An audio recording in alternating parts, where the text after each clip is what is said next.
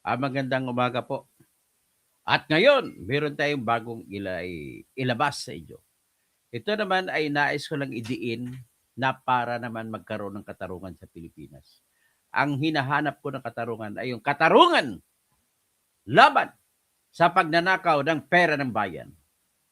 At mamaya pagtapos ito, meron tayong follow-up. Katarungan din sa laban sa pera ng bayan. Inubos ninyo BBM. Inubos ninyo Romualdez. Inubos po ninyo lahat-lahat ko mga punyeta kayo.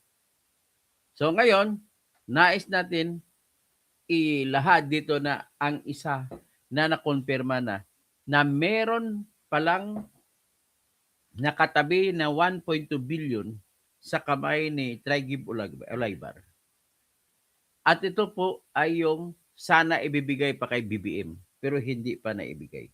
At sa kanila kasama niya rito si Bersamin. Kay Bersamin pala, kay Adrian Bersamin na apo ni Lucas Bersamin.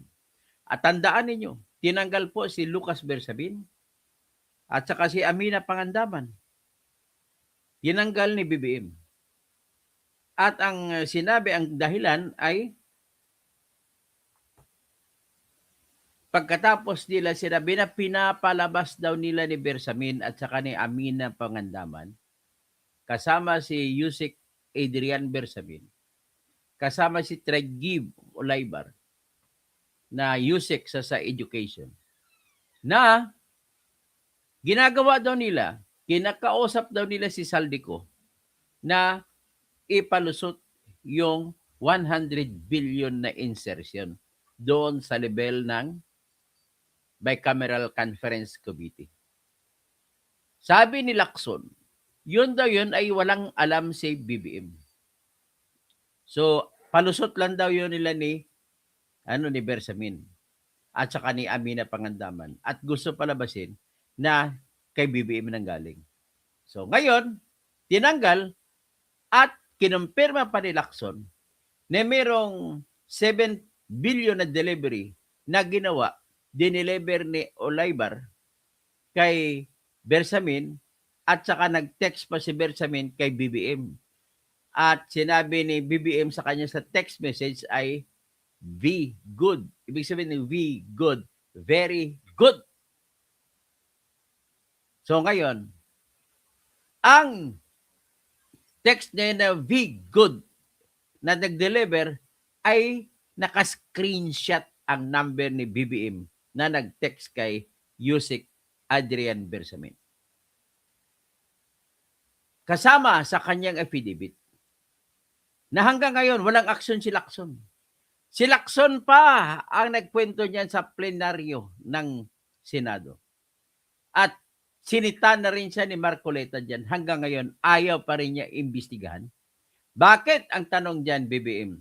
Bakit? Akala ko ba magpapakulong ka? Bakit hindi nyo ginawa ng paraan na makulong ito si Bersamin, Adrian Bersamin, at saka si Trigib Olaybar? At kung talagang involved dyan, si Lucas Bersamin at saka si Amina Pangandaman, dapat ipakulong nyo rin. Mga tarantado kayo. Wala pong maniniwala na kaya ni Bersamin, na Lucas Bersamin at saka ni Amina Pangandaman. Unang-una si Lucas Bersamin po ay galing isang marangal na tao. Dating Chief Justice ng Supreme Court. At alam ko yung ugali ng mga judges ay hindi po ganun kagarapal yan. Kung may corruption man, hindi ganun sila kagarapal. So bakit hinayaan mo ganun? At hindi mo lamang pinakasuhan. Hindi mo man lamang pinaimbestigahan. Bakit? Ano ang dahilan? Ang dahilan, katotohanan lang. Ang totoong dahilan ay nasa iyo na punta ang pera, BBM. Ginamit mo lang mga ito. Kung may binigay man sa mga ito, yan po ay premium nila o komisyon nila sa pagsusunod sa gusto mo magyari. Kaya ito, may explanation si Mike Defensor dyan. At pero bago natin ibibigay si Mike Defensor, ipapalabas muna natin yung galit ni Congressman Egay Eresi ng Caloocan. Ito lang ang totoong, tinatag na totoong liberal. Hindi yung si Dilema. Dilema, kung sa English pa, dilema, problema. Pakinggan natin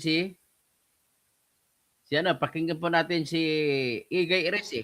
Sabi ni Presidente Marcos, priority niya magpakulong dahil dito sa flood control. Nagawa niya ba? Hindi. Ngayon, sabi niya, priority niya, anti-political dynasty. Alam na alam niya yung meaning ng dynasty sapagkat kaming dalawa ang author nung kauna-unahang batas na Congressman mayroong Elise. provision ng Your Honor, anti-political dynasty bill. Your Bola Honor, lahat. Please, Bola nun. Your Honor, please, Bola, direct- Marcos. Alam nyo, Okay, pagkatapos nun po, ay tinanggal na si Igay Eresi sa pagiging Deputy Minority Leader. Kalaay mo, minority ka na partido, kukontrolin kayo ng majority. Dinidiktahan ng majority, dapat ibang hiwa-hiwalay kayo may partido. Dinidiktahan ni Sandro Marcos na majority floor leader ng mga karamihan sa mga kongreso doon. Diniktahan si Nunoy Libanan na minority leader at tatanggalin si Igay Eresi. So ganun po katarantado itong si Sandro Marcos. Ito pa, may isa pang salita ipakita na natin isa pang salita ni Igay Eresi. Ito lang ang totoong liberal eh. Kaya wala na akong gana sa mga liberal party na yan eh. Ito.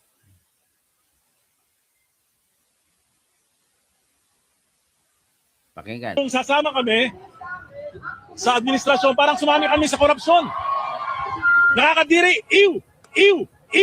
Nalulungkot ako, Senator Lacson, party ka na ba ng cover-up? Kung sasama kami sa administrasyon, parang sumami kami sa korupsyon. Nakakadiri, iw. Nalulungkot ako, Senator Lacson, party ka na ba ng cover-up? Kung sasama kami Ew! Lacson! Pakinggan natin si Mike Defensor. In fairness naman, si Mike Defensor po, tao dati ito ni Gloria Macapagal Arroyo.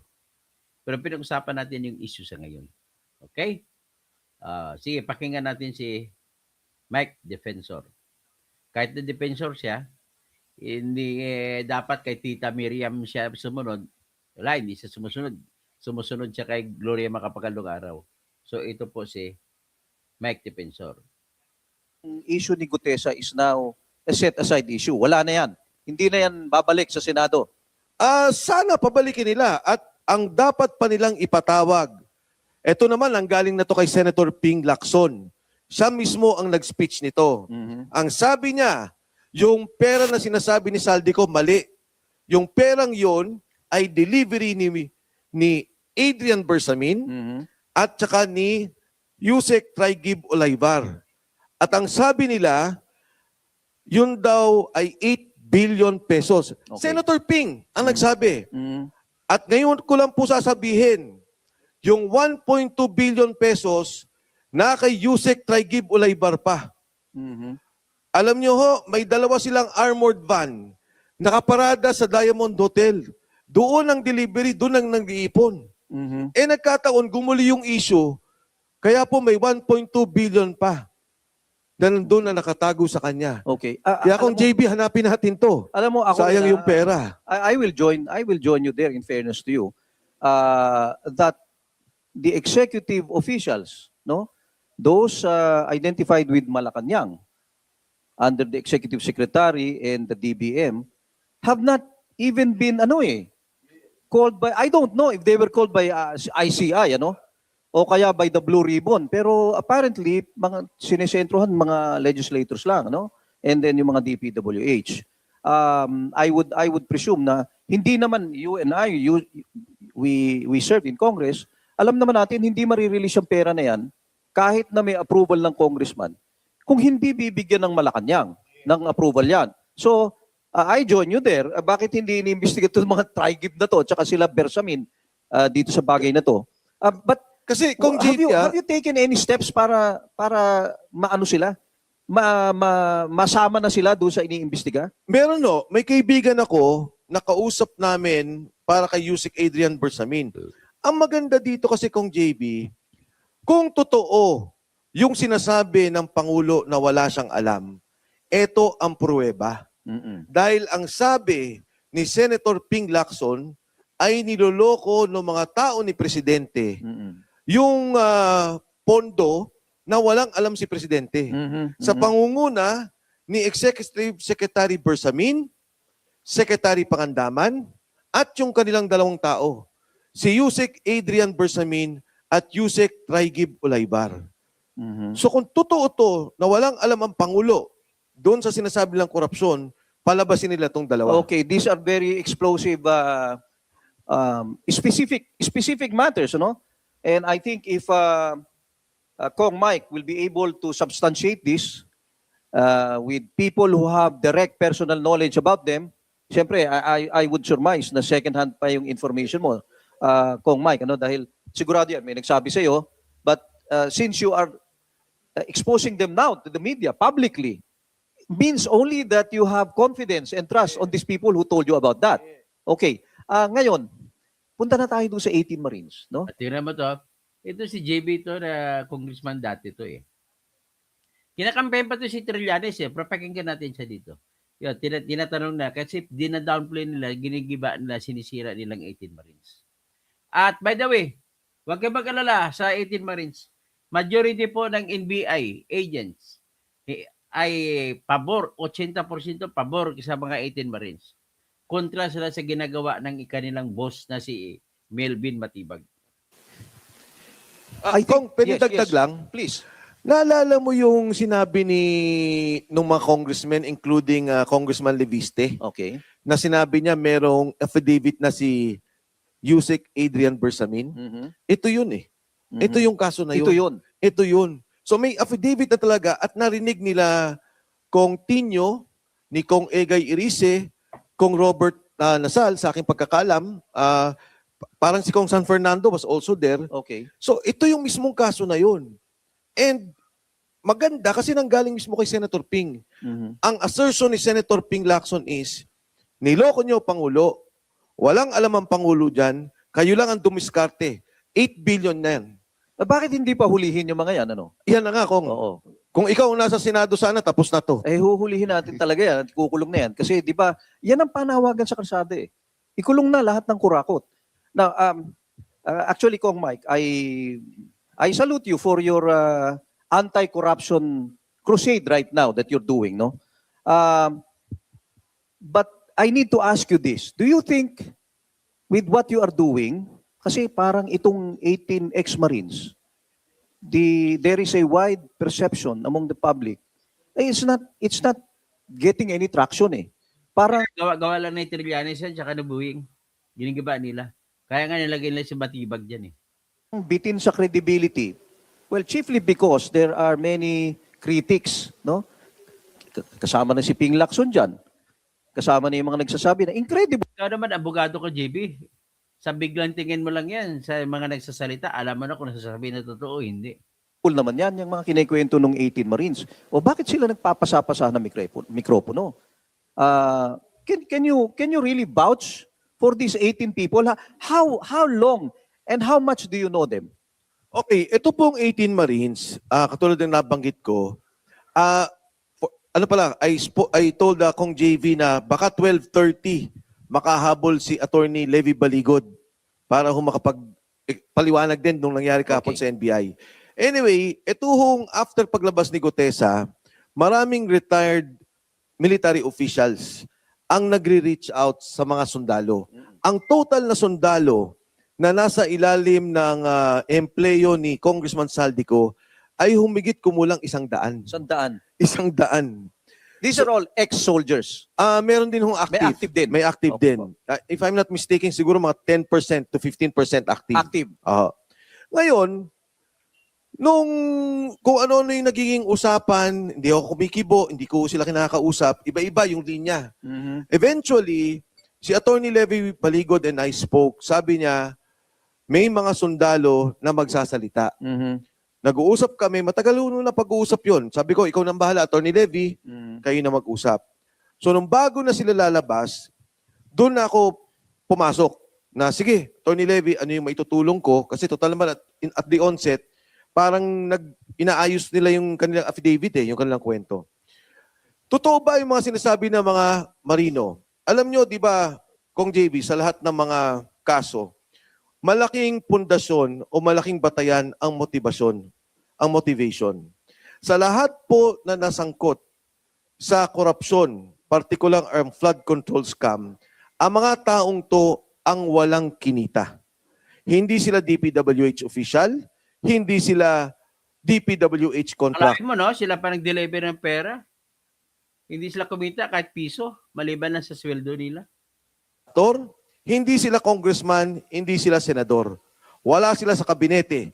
Lahat ng to, may sinasabi na deliveran ng pera. Nung nakita nila si Kong Saldico, na tinuro ng gobyerno, mastermind, nakita nila, ito pala yung nangyari. Ito pala yung pera. Sumunod na lumabas ay si Gutesa. Na, ito na, sinabi na yung nangyari. Saldico, sabi niya, totoo yan. Nag-deliver, sabi niya may 100 billion kay Presidente, so on so forth, may mga delivery. Itong mga sundalo, kung JV, pagka nakakwentuhan mo, simple ang kwentuhan Kunyari, yung unang mainit na issue, Congressman Laila de Lima, ano ba nangyari? Nabigyan daw Nabigyan. Opo, nandun kami, kasi kami ang nagdadala kay Speaker Martin. Ngayon ko lang nga nalaman na may 2 units na si Speaker Martin. Akala ko nung una, isa lang. Sabi nila 2 units. Sa Forbes ba yan? Sa Forbes. Sa Forbes. Sa Forbes. You mean, 2 residences? 2. Dalawa. Oo. Nung Kasi una, when you isa say lang unit, parang apartment lang Hindi ito apartment. Parang ano siya yung These are houses. mga townhouse units Aha, sa Forbes. okay. Malalaki. Okay, sa Forbes. Pero Oo, malalaki. Malalaki. Okay. Hindi sa bahay. So doon nagdidelibera ng pera. At ilang beses lang nakita si Congresswoman Laila de Lima. Pag tinanong mo yung kay Trillanes, nandito Senator Trillanes, gusto ko sabihin sa kanya ba't ka ba nagagalit sa amin? Yung mga sundalo nagkwento. Di ba? Ang kwento ng sundalo, nag-deliver sa bahay po, nag-deliver sa'yo, may kwento pang sinundo ka, hinatid ka. At willing yung mga sundalong umarap. Ay! Ang sabi pa nga ng mga sundalo, kasi tinanong ko, bakit ang Yes, saan ka? Sinungaling ka talagang tao ka. Dahil loko mo yung mga kasama mo dati magdalo. konti ng mga congresswomen? Sabi nila, sir, hindi ho namin kilala lahat. Kasi yung iba naman syempre yung mga sikat, naalala po namin, yung po yung nakalista dito. Pero pag nagpunta daw sa Kongreso at nagkaroon ng hearing, matuturo nila kung sino pa yung nandun tumanggap ng pera at kumuha ng pera doon sa townhomes. Pero isa sa Kong Mike, Dapat, ikaw, Lacson, huwag ka na magdahilan kasi ituturo ang si Tito Soto na nagbitbit silang 5 maleta doon sa Baclaran na opisina ni Tito Soto. Kaya ikaw, Lacson, huwag ka na magmaang-maangan. with all respect to your views about these 18 ex-Marines, what makes their action kind of suspect is number 1, the timing. The timing. Ano ba ito si JB? Anong timing? There is such thing as timing. Kahit anong timing mo, kung wala ka talaga bit-bit, ay sasabog ka. Kung totoo ka, kahit anong oras ka lalabas. Bakit hindi sila lumabas nung kasagsagan ng mga investigasyon? Kung sila lumabas, Bakit? May pipili ba? Ma-predict mo bang ugali ng tao? Siyempre, kung kasagsagan ng investigasyon, doon pa lang nila nalaman. Tapos mag-usap-usap pa yan. Magtatawagan pa yan. Magdadalawang isip yan. Hindi naman tayo mayaman. Babanatan tayo kung lalabas tayo. Ganun lang po kasimple yan, Attorney GB. nung ayaw na magpakita ni Gutesa, then their testimonies would have been very, very credible.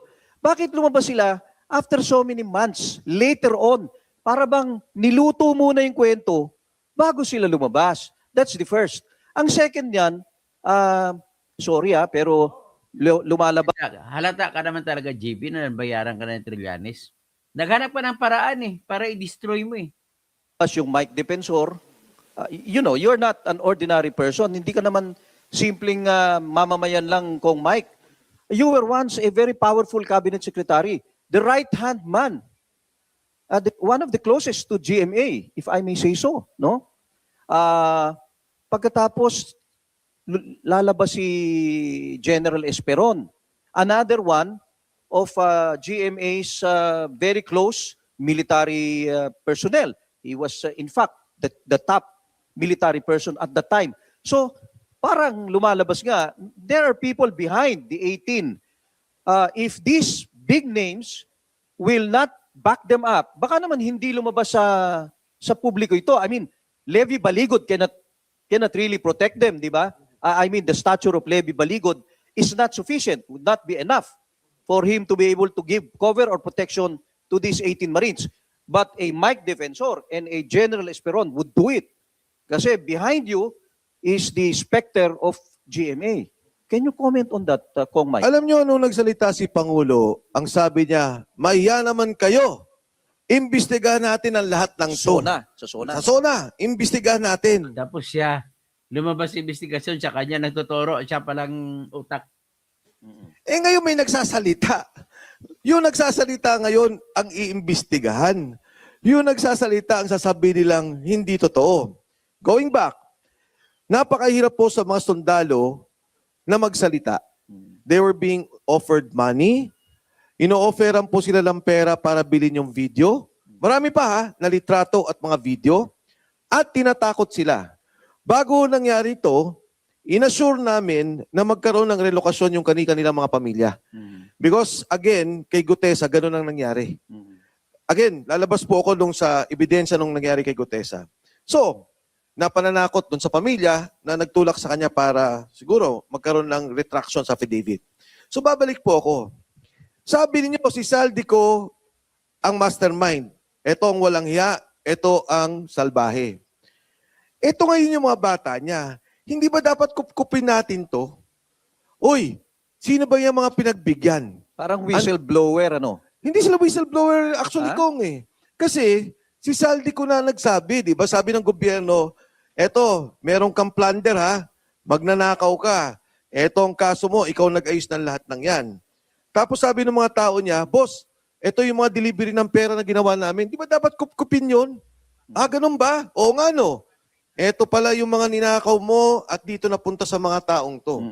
Kung pupunta tayo sa mas malalim na pagtingin dun sa korupsyon, eh nangyari, paglabas, sabi, hindi totoo yan. Nagsisinungaling yan. Paano na ba to? But can you address the question of the timing? Okay, the Yung timing, Bakit ganon ka-late? I cannot exactly say why, pero natanggal sila ng trabaho January 18 sa aking pagkakalam. January 18, 2026. 2026. Sa mga taas nila ay may mga general na boss sila. General na retired. I think there are about 2 colonels, 1 major Okay. sa taas nila. Ngayon, sabi nga, tiniming nyo dun sa impeachment, tiniming nyo sa ICC. Hindi po totoo yan. 2-3 days before lumabas sila, may tumawag sa amin. Iba-iba. Yung isang retired general, kausap ako, tinawagan. Sabi sa akin, kasama ka ba sa press con bukas? Sabi ko, anong press con? Hindi, may press con bukas, kasama ka ba? Sabi ko, ano nga yan? Sabi niya, yung mga sundalo. Sabi ko, sige, sabi ko, kung hindi ako sasama, anong impormasyon ko? Bigyan mo rin ako ng impormasyon. Sabi, may meeting kami ngayon, pinag-uusapan na yan. So we have the resources of government against us. In fact, nakasurveillance kami from Club Filipino, nung nanggaling doon, nakasurveillance kami mismo sa Valle Verde, nung nagkaroon kami ng ESCON. Kaya nga, nagkakawindang-windang yung gobyerno, hindi alam ang gagawin. Kasi nung tinuro nila si Saldi, lumabas itong 18, naguluhan na naman sila. Pag lumabas na naman si Adrian Bersamin at lumabas si Yusek Traigib Olaybar, ang gulo na naman. Kasi nga from day one, may mga pinagtatakpan sila. Ngayon, Dapat i-open nila yung buong investigasyon. I agree in principle to what you are saying, but isn't it the reason why you are getting a very difficult time, you're having a difficult time being able to introduce these people in evidence against yung mga pinagbibintangan nila is precisely because may pagtingin yung iba and na brand na yung buong enterprise na yan as a destabilization plot. Is that not the case? How do you see it? Pagdating po sa ombudsman at saka sa NBI, Mm-mm.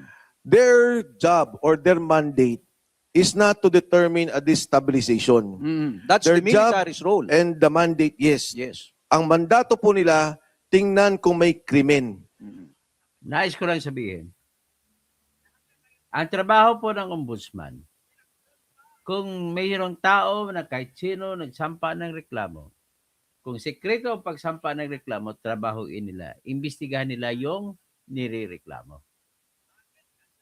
Ang may nagreklamo na nagpipirma, nagpakilala, dapat ang kasunod na gagawin ng ombudsman ay para walang bias, pasagutin kaagad ang nirereklamo. Ang ginawa nila dito ay kakaiba. Inimbestigahan nila sa utos ni Boying Rimulya kung sino ang nagreklamo ng mga sundalo laban sa mga malalaking tao, sila pa ang inimbestigahan. Asan ang bayag mo? Asan ang batas mo na pinag-aralan mo sa University of the Philippines? Boying Rimulya? Sayang ang pera ng bayan na binayad sa tuition mo. Pera namin yun. Tapos, pinag-aral ka ng libre. Tapos, yan lang ang gagawin mo sa bayan? Ibabalik mo? Sa ombudsman, kasuhan ng mga opisyal ng gobyerno na involved sa korupsyon, sa plunder ng pondo. Sumulat ka ngayon. Nangyari na ngayon sa Quezon City. May sumulat. Sabi niya, oy, may nangyayari sa bigayan ng tupad. Binabawasan yung bigay sa amin. Yung opisyal na yun, nagkakaso na eh. Sulat lang yun. Kasi upon verification of facts, may nakita sila. Oo nga, may nangyayari ng gano'n. Ito, pinirmahan. Notaryado, may litrato, may video. Ayaw nilang tanggapin. Di ba? Ayaw nilang pag-usapan. Pagdating namin sa NBI, ano sabi sa amin? We want to establish your credibility. Anong credibility? Abogado ba kayo ng akusado? Di ba dapat? Sige pre, abogado si Matibag, saka si Rimulya, naging abogado ng mga kinilala na mga hinatira ng maleta. At by the way, ito bubuksan natin yung yung hinatira ng maleta. Kilalanin natin uli.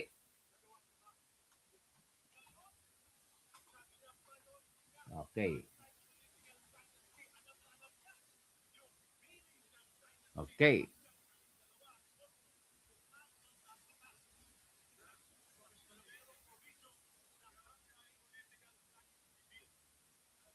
Bago natin ipagpatuloy si Mike Defensor, ipakita ko muna yung mga binigyan ng maleta. Ayon sa listahan ng mga marino.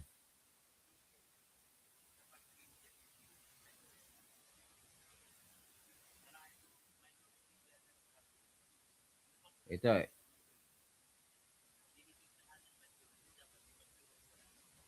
Ito po yung mga binigyan ng maleta.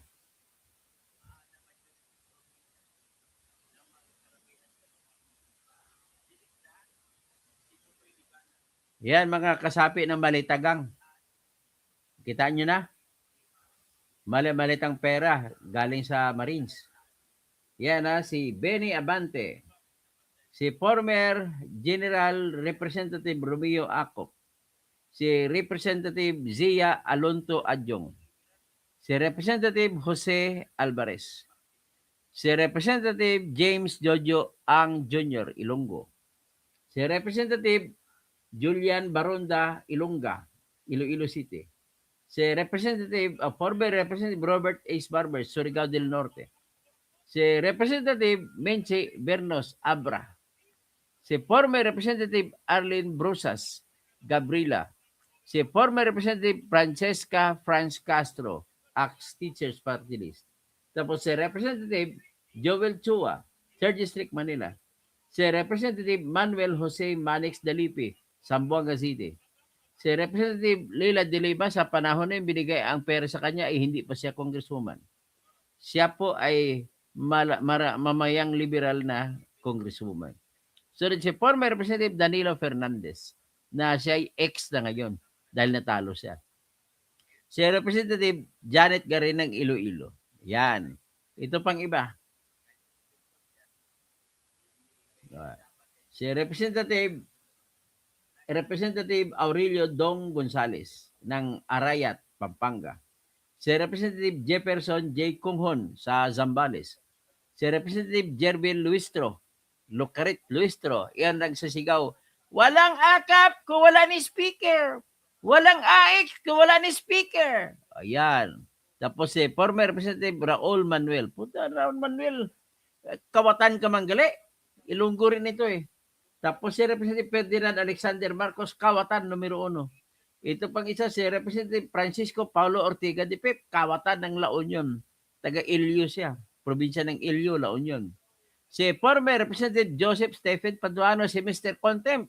Kada contempt to, binibigyan ng 5 milyon sa Quadcom hearing. Tapos si Representative Estela Kimbo. Ganon din ito, si Teacher Estela ng Marikina na binibinatiran pa ng maraming maletang pera doon sa bahay niya. Si Representative Ferdinand Martin Romualdez, sikat-sikat na ito kay Sandro, pinakamalaki na natanggap. Si Representative David J. Suarez, si Representative dati ngayon ay senador na si Erwin Tolpo na hinatid ang pera doon sa kanyang bahay sa Green Hills. Ano, biro may bahay na sa Green Hills. Paano ka nagkaroon ng bahay sa Green Hills? Dati ay pare-pareho lang tayo mga reporter. Tsaka ibig-isibin ka, ako sa People's Tonight. Paano kaya nangyari ito? O, ibalik natin po ibalik natin kay Mike Defensor. Pagdating nating korte, doon nyo kami sabihan na, Oo. hindi, politika yan, si Mike nasa likod yan, ganon.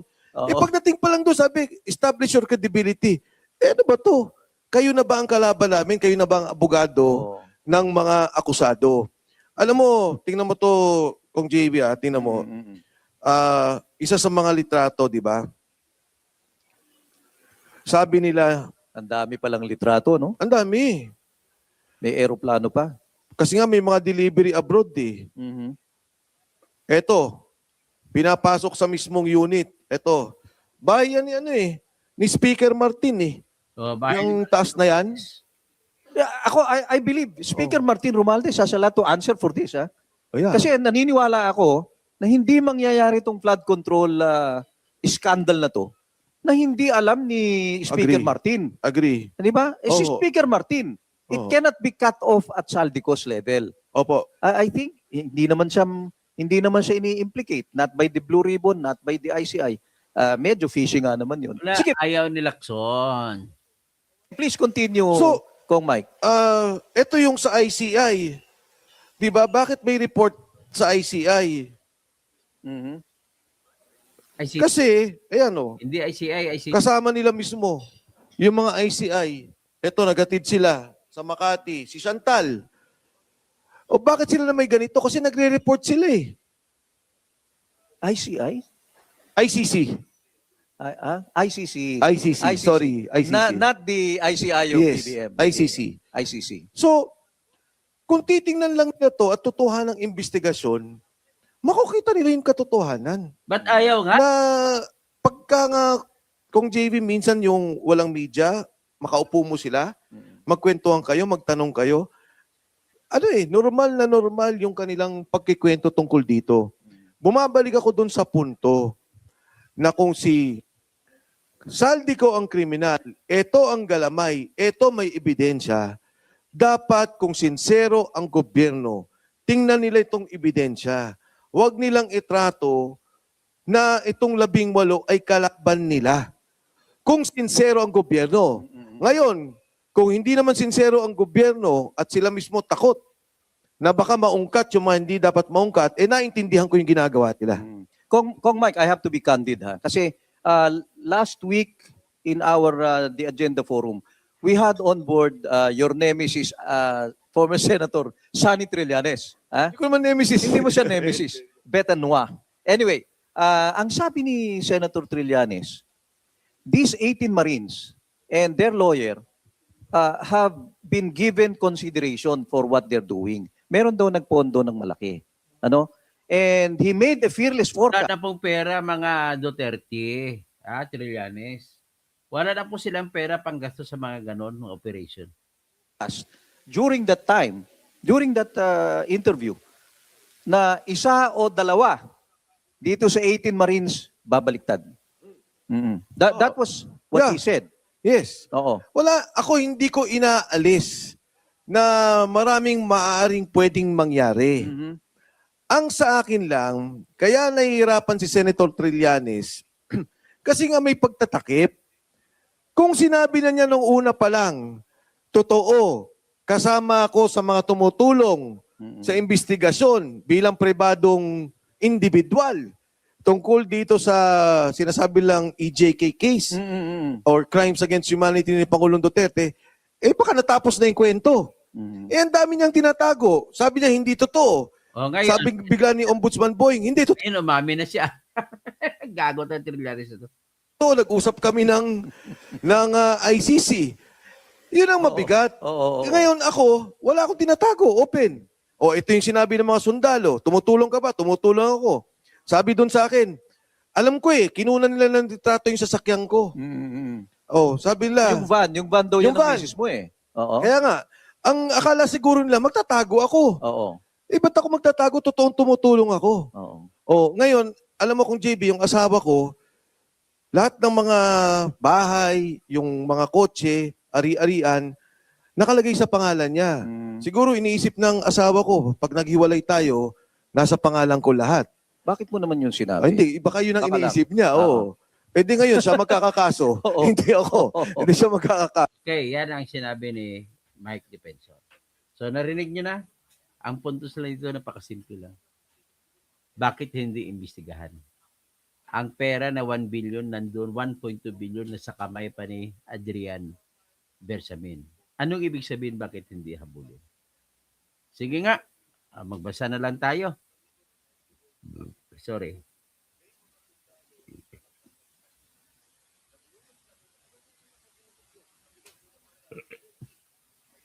Okay Lorelito Borja, gandang umaga. Tapos si Soothing and Meditation, ikukulong na si Trump kasi inulats ng Iran niya. Marilyn Bundok, Dennis Kausing, kapatid ko. Tapos sino pa? Si Edward Lacson. Toot. Bakit toot? Ano ibig sabihin? Marilyn Bundok, nabasa ko na. Grabing sindikato gobyerno, sabi niya. Si Crazy, si Ontar Hedges, saan na po napunta ang mga sinabing $1 million? Vodcram, Plascam, ito $2 million po binigay sa investigador ng ICC. Si kay Chantal Daniels, binigay ni Trillanes. So feeling gwapo, manitagang po sila. Tapos siya, Yamski, wala na tayong aasahang pag-asa sa gobyerno ni BBM sa lawak ng korupsyon. Tapos Takuri, Bakero ito, Bukero. Takuri, kalukuhan nyo sarili nyo ay, ito, troll ni BBM. Ronel, hihihi. Hindi makasalita si Mike. Bakit hindi makasalita? Nakasalita na kayo. Ano bang sinabi hindi makasalita? Kaya walang kwenta basahin ang kwento mo ni Ronel Marian Aquino, wala lang kwenta, administrasyon, puro kurakot. Ronel, kaya mas interesado ngayon impeachment ni Sara kumpara magpaliwanag ka naman. Huwag ka nang comment na walang kwenta at saka hindi impeachment na pinag-usapan ngayon. Tapos si Mike Villanueva, oy, tumanda ka na pero wala ka pa ring prinsipyo. Ano bang pinagsasabi mo? Please lang, makiusap lang ako sa inyo. Kung mag-comment kayo, yung kaayos naman, huwag naman yung ganon. Na wala namang kwenta, walang correction sa topic, sa salita ka. Si RJ Bainosa, kahit si Gardiola ba yung? Guardiola po. Si Edwin Guardiola, ng kababayan ni Gerbel Lucaret Tuestro. Tommy, ang ugat ng lahat ng kagulong ito ay ang walang hiyang si BBM. Tama po kayo.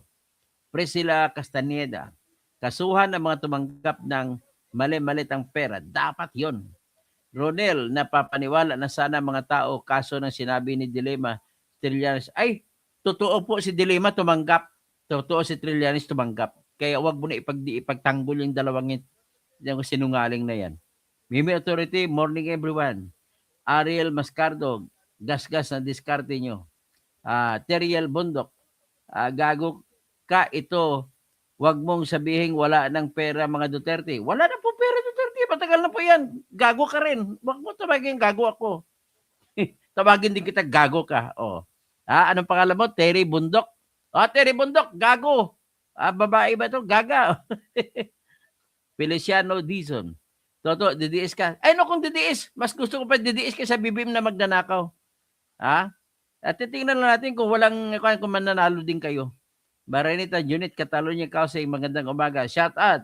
Balbakwa ni Marianita. Daddy Lo, Daddy, kumusta ka na? Kay Mayor Bing Pabi, kay Ko Miguel, Peter Miguel, kay Gob Ray Tamayo. Maayong aga sa inyo tanan.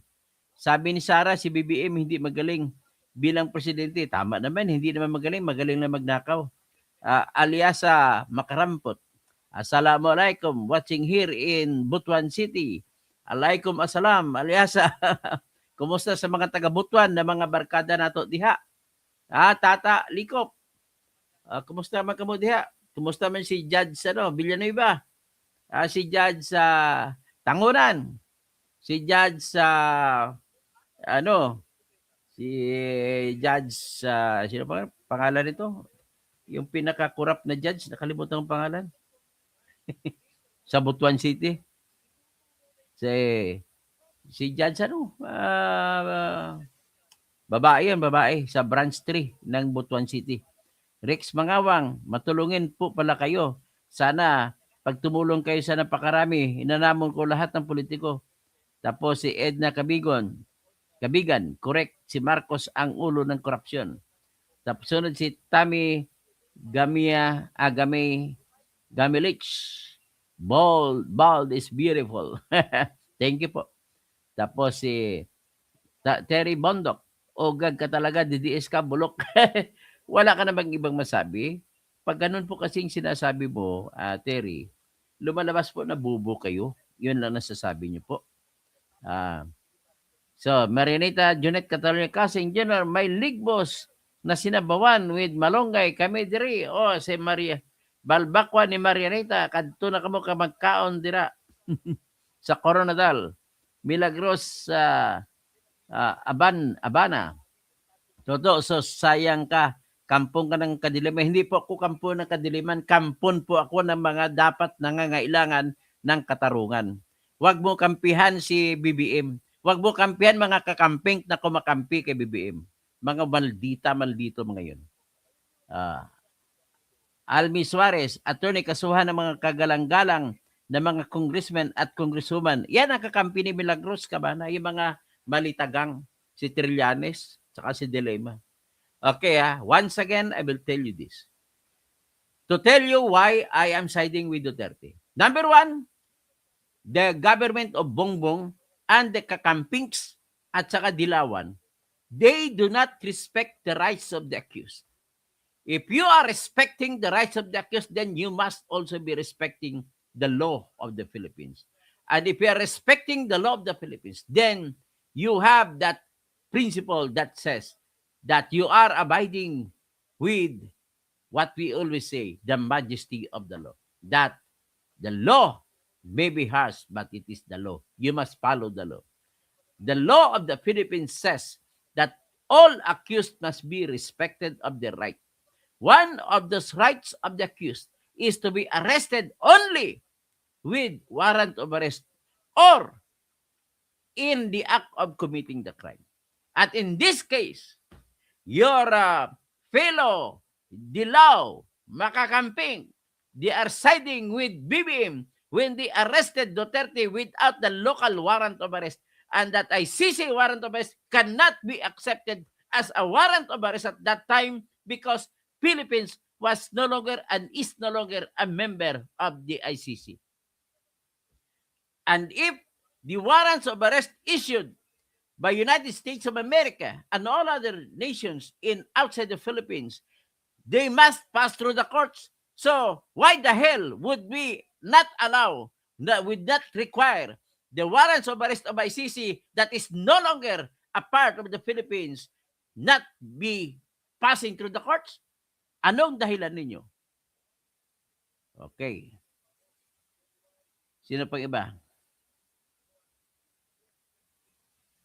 Sabi ni Milagros Abana, sayang katoto, kampong ka na ng kadiliman. Hindi po kadiliman si Duterte. Mananalo si Sara Duterte. This, I will tell you the truth. Paano nyo kayo mananalo kay Sara Duterte? 90% sa Mindanao ay bubuto kay Duterte, kay Sara.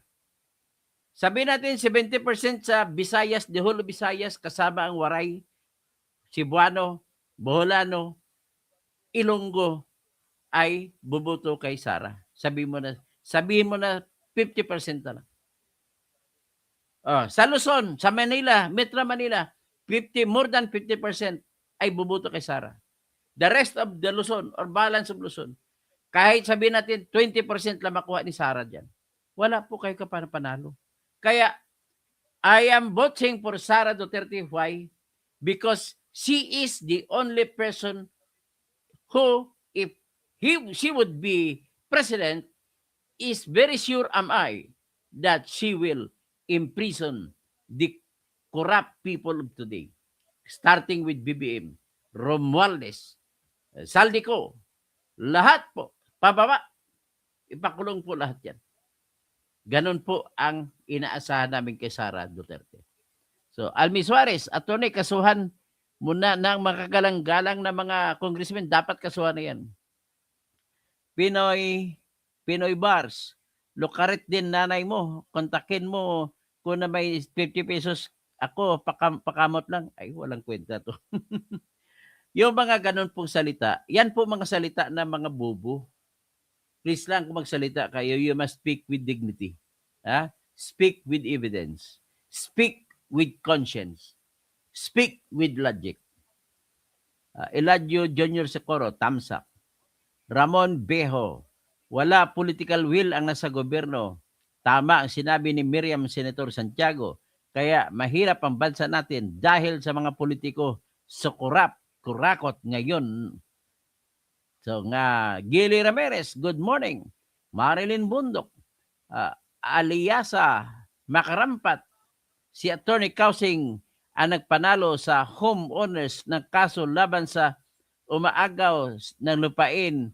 Siya lang ang hindi naninira na abogado. Namimira na abogado. So, madakal ang salamat. Tapos Aliasa, siguro naman I'll talk a little about one of the biggest win, one of the biggest victory I got. Yung naipanalo ko po ang mahigit 200, halos 200 sabihin na lang natin, na unit owners dyan sa Sibera, Mabalacat, Pampanga. Mga Pampangan dyan na tulungan ko. Ang kalaban po namin ay yung malaking Globe Isatic. Kalaban din po namin ang Pag-ibig. Kalaban din namin ang Westchester Realty Corporation. Ang mga kliyente na mga Kapampangan na pinaglaban ko ay 2011 pa sila tumigil. Hindi sila makabayad ng kanilang mga unit. Sapagkat tumakbo po si Delphine Lee na sa kanya dapat magbayad. Tumakbo naman si Delphine Lee dahil kinasuhan siya ng syndicated estafa dahil 2 beses niya binenta mga unit. Yung mga unit ng mga kliyente kong Kapampangan na tinulungan ay binenta ng 2 beses nitong Asiatic, Globe Asiatic. Lumaban kami na sa bayan at naipanalo ko sila natalo kami sa regional office ng Human Settlement Adjudication Commission dyan sa San Fernando, Pampanga. Let me say, si Attorney Don Tamayo na siyang nagdesisyon nun, napakakurap man talaga, Attorney Tamayo. Mali decision mo. Pinanalo, binigyan ka lang sigurado ng pera ni Globe Isatic para ipanalo mo sila. But nevertheless, that is now history kasi umapila ako sa NBank sa Human Settlement Adjudication Commission diyan sa Kalayaan Avenue sa Quezon City, nanalo po kami. Ngayon umaapila na ang kalaban. At inutusan ng EDSAC ang Pag-ibig, ang Westchester Realty Corporation at ang Globisec, inutusan sila magbayad ng tig-1 milyon ng fine. Tapos inutusan pa sila na ibalik ang kontrata ng aming mga kliyente at magbabayad sila at the same time kung magkano ang kontrata nila panahon na natigil ang pagbayad nila, pinatuloy ng Human Settlement Adjudication Commission. So, yan na po masasabi ko sa ngayon. At siguro naman, no, at ay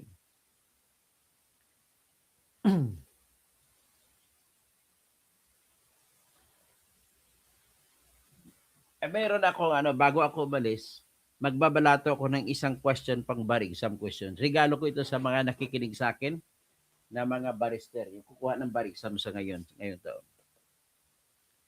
Ang isang sample na siguro sa tingin ko lalabas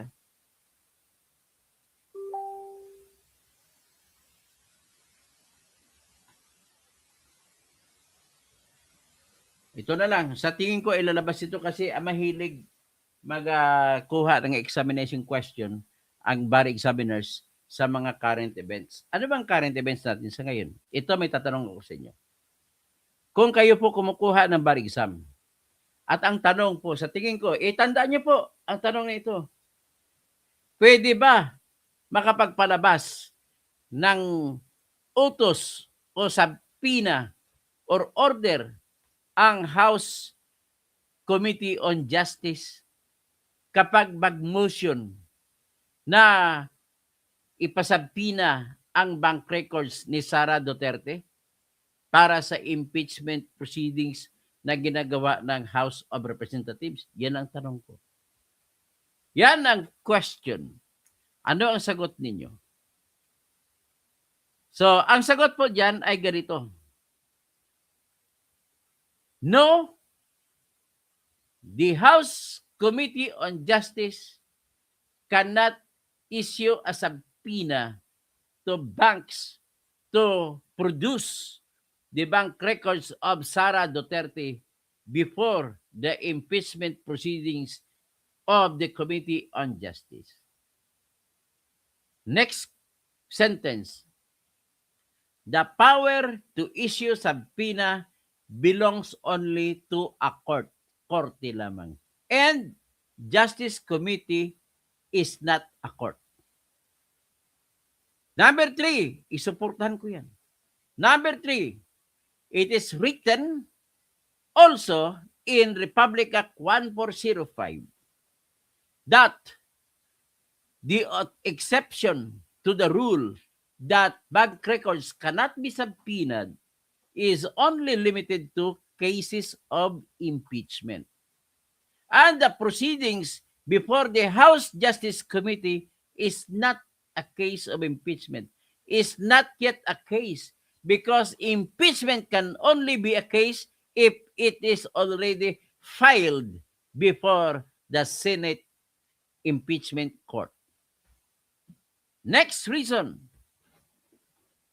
under Section 2 of Article 3 of the Constitution, regarding the order of the highest law of the land with respect to search and seizures of house, papers, and effects, where bank records is included as effects of any person. Search warrant to order the surrender of the bank records of Sara Duterte can only be had if there is probable cause to be determined personally by the judge. And the House Justice Committee is not a judge. Another reason, in Section 3, Article 3 of the Constitution, it says that the right to privacy of the communications shall be inviolable except upon the lawful order of the court. And Justice Committee is not a court. So, yan lang. Yan po ang sagot. Yan po ang bar exam questions. Bahala na kayo dyan, ha? Yung mga nagtitik ng bar exam, tandaan nyo yan. Tapos, sino pa? Si Eduardo Gomez. Hello po, sir. Dati po akong nainis sa mga vlog mo, pero ngayon, subscriber niya ako. Maraming salamat po, Eduardo Gomez. Johnny Pilar. Tapos, Raymond Ribucas.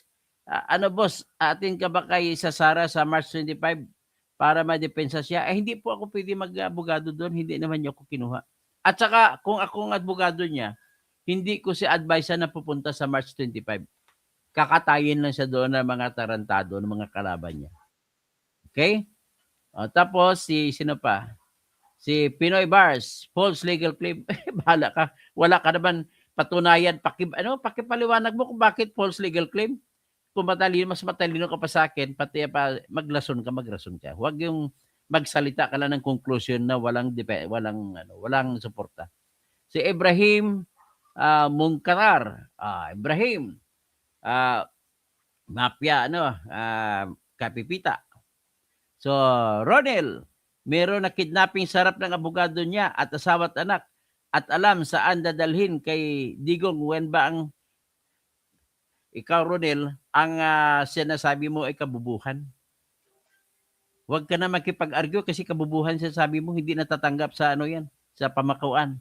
DBPEC, boss, ano na ba nagawa ni Sara para ipaglaban nyo? Ay, ang dami nang ginawa niya po. Dami pong ginawa niya. Ang isa sa naging mayor siya. O, di ba? Ang dami niyang ginawa. Hindi ko lang sa dami, hindi ko na maalala. Ronel, meron na kidnapping sa harap ng, ay, kwento ka dyan. Ayaw ko na makinig magbasa ng sabi mo. Bobo ka naman sa batas at hindi mo ginagalang ang batas. Pinoy Bars, she will be disqualified for theft. O, ano theft na stupidity? Ano naman yun? Saan ka naman nagaling theft stupidity? Alyo sa Bakarampat, Baha Attorney, si Judge Hugo, ang ibig mo sabihin na kurap. Baka si Judge Hugo pala. Dagani Hugo. Sino ba yan? Judge. Margel. Dagani Hugo. Sobrang kurap ka talaga, Judge Hugo. Pasensya ka na, may mga ebidensya ako laban sa iyo. Raimondo Ribucas, mali abogado ni Duterte, bakit punta sa IC dapat sa Pasay RTC? Ano ba yung Pasay RTC sasabi mo? Ano ba pinasabi mo? Walang Pasay RTC na issue dito, ha? Eduardo Villarin, malabo pa sa sabaw ang pusit ang pangarap mo, kalbo. Ay, kung malabo, kwento mo lang yan. At napagagaling ni Sara, siya lang po makapagpakulong sa mga nagnanakaw ngayon. So, Grace Line, salamat po sa mga vlogs. Very informative. Po, Grace from Arizona, USA. Salamat po, Grace. Amazing Grace. Ronel, meron ba kidnapping? Ay, paulit-ulit ka naman, Ronel. Huwag ka nang paulit-ulit makabubuhan. Palitan mo naman. Ibrahim Mukatar, attorney, ang dako nga problema, Ara Sid Garcia. Hindi, matatanggal yan. Takot lang yan. Raimundo Ribucas, nanalo si D. Sino si D? Dilema? Edgar Nacion. Tapos Raimundo Ribucas, nanalo si Delphine Lee. Sa kaso niya, sa kidnap, sa criminal case, iwalay naman yun, hindi naman kami kasama doon. Giovanni Severo, good morning sir, galing mo, tumpak lahat ng sinabi mo. Siyempre, Emmanuel, si Cousin Toto, you are very intelligent and specific, accurate. The whole family is proud of you. Salamat po sa mga pamilya Kausing, lalo na sa Kausing dyan sa Ahoy, Mangurokoro, Ahoy, tsaka Barutak, Viejo. Sa mga pamilya nila ni Mirna. Yung patay na ata si Lula Mirna, no? Tapos, Johnny Pilar. Hello po, sir. Dr. Toto, Naimbag Aldao. Tayo amin, Dita Pinas, watching from Los Angeles, California. Naimbag nga Aldao, naimbag nga bigat. Mga kamsat ko. Raymond Ribucas. Nanalo si Delphine. Wala na po yan sa anong kinasabi mo nanalo si Ribucas doon sa criminal case. Wala kaming pakialam doon. Ang kaso lang namin ay housing law dito sa EDSAC. Wala sila, talo sila po. Elizabeth Lensangan, salamat po sa palipad nyo. O kung sino pa ibang palipad, paliparan nyo rin ako sa YouTube. Linda Manyati, I wish if God's will, BP Sara will be our next president. She will do same way of government what President Traore of Burkina Faso, tagahanga ako ni President Traore talaga sa Burkina Faso. Debat remix, hindi pwede. Debat remix, ano pang hindi pwede? Hila po sa lahat. Pinoy Bars, patola legal claim mo pang bubo. Kwento ka lang na kwento. Magsipilyo ka, dilawan ipin mo. Ganun ba? Pasensya na kay dilaw talaga ngipin ko eh.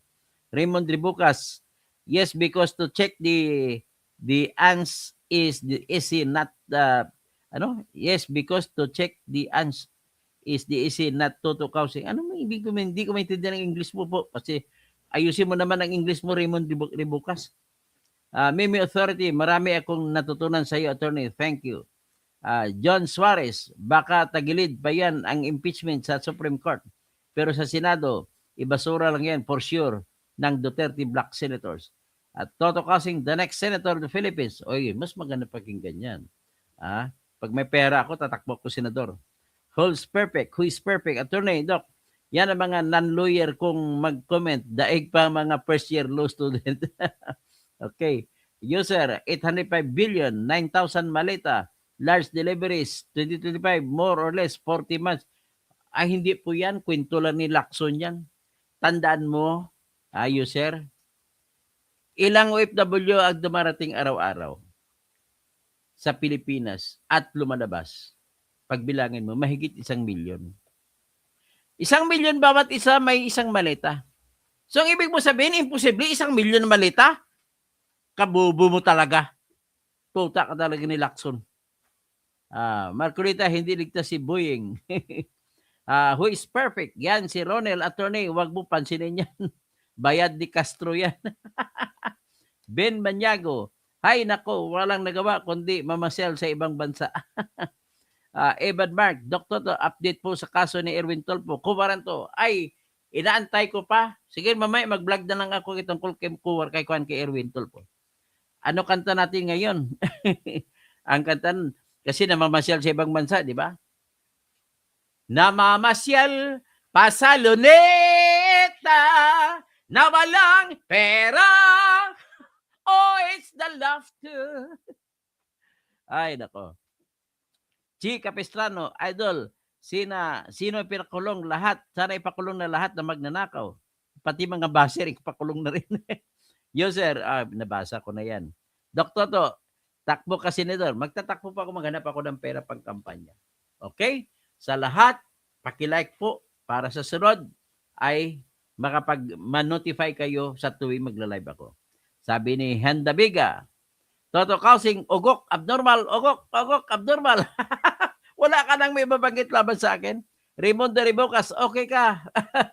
Okay, tapos si Bisharon may pahabol pa, kalbo. Okay, hanggang dyan lang po tayo.